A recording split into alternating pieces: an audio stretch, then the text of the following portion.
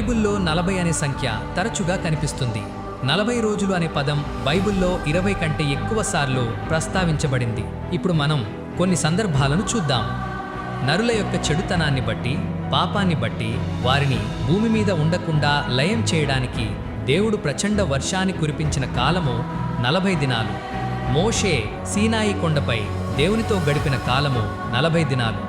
మోషే ఇశ్రాయేలీల పాపముల నిమిత్తం ఉపవాసముండి దేవుని సన్నిధిలో ప్రార్థించిన కాలము 40 దినాలు.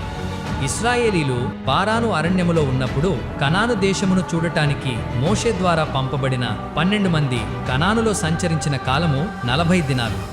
ఫిలిస్తీయుడైన గొల్యాతు ఇశ్రాయేలీలను 40 రోజులు బెదిరిస్తాడు. ఏలియా ఉపవాసముతో దేవుని పర్వతమైన హోరేబుకు చేరిన కాలము 40 దినాలు. దేవుడు నీనవే పట్టణ ప్రజల యొక్క మారుమనసు కొరకు ఇచ్చిన సమయం 40 దినాలు. యేసుక్రీస్తు ప్రభువారు తన బహిరంగ పరిచర్యను ప్రారంభించడానికి ముందు అరణ్యములో ఉపవాసముండి ప్రార్థించిన కాలము 40 దినాలు. యేసుక్రీస్తు ప్రభువారు పునరుత్థానం తరువాత భూమి మీద సంచరించిన కాలము 40 దినాలు.